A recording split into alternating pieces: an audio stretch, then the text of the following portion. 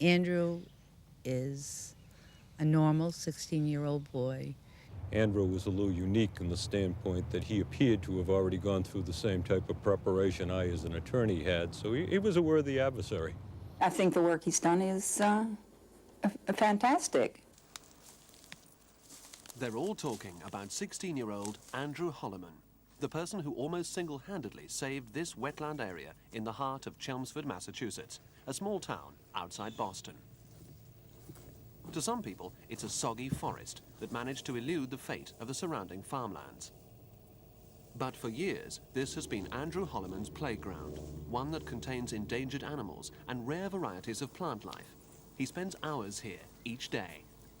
Andrew was just 12 years old when he found out one of the town's last open spaces was earmarked for development. I came to this area to explore and to see the wildlife, and sometimes I just came here to sit and clear my mind. It was really interesting because I would sit down and pull out my pocket knife and whittle a stick, and sometimes a deer or a fox would walk by. It's a great place. Just let yourself go and leave all your tensions behind. Chelmsford isn't a town used to controversy, but it's had plenty since Andrew Holleman decided to take on the big guns in an attempt to save the woodland. In 1987, plans were mooted to turn the site into 180 apartments. The developer sent a letter notifying the people adjoining the land, including the parents of the then 12-year-old Andrew Holleman. He read the letter and he said, "Mom, they can't build there." I said, "Why?" He said, "There's wetlands, there's endangered animals." I said, "Well, you're going to have to do something about it." He said, "Bring me to the library." During his research, Andrew found that only 2 of the 17 acres could be developed. The rest were protected wetlands or had poor soil.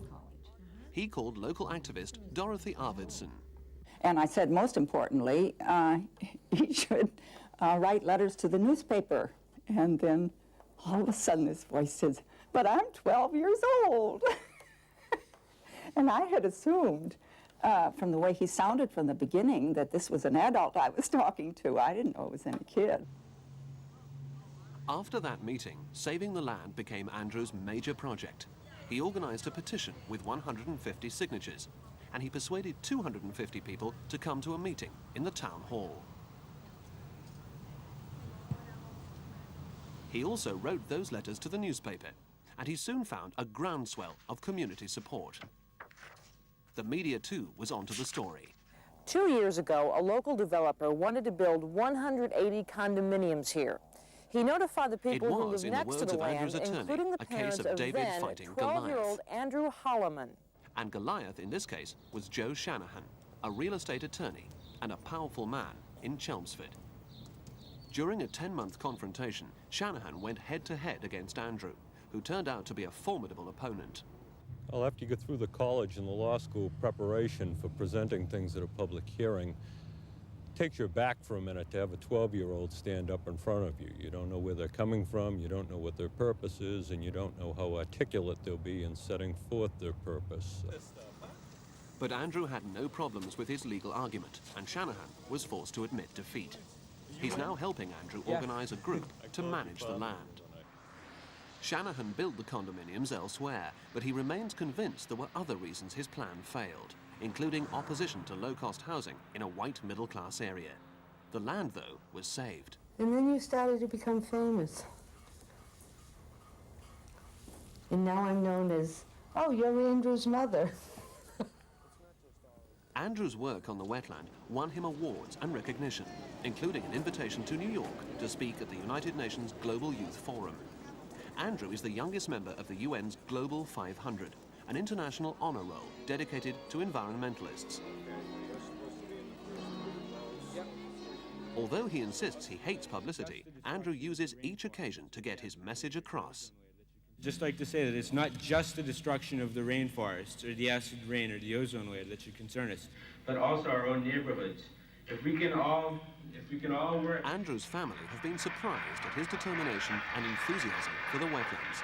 They don't doubt his plans to become an environmental lawyer. I never expected any of the things that have happened to me ever since. I started my project, and, you know, I didn't start it to be famous or anything. I started it so I could protect the land near my home. Andrew is 16 now, with interests like swimming, his rock collection, and the Boy Scouts. Being in the spotlight doesn't seem to have affected him. Instead, Andrew feels he's gained an international awareness and a strong belief in the power of individual action. If he does nothing else, Andrew is happy he's helped to preserve this unique area. It's a really worthwhile place to come back to, especially where I was one of the people that helped to save it. Makes me feel great.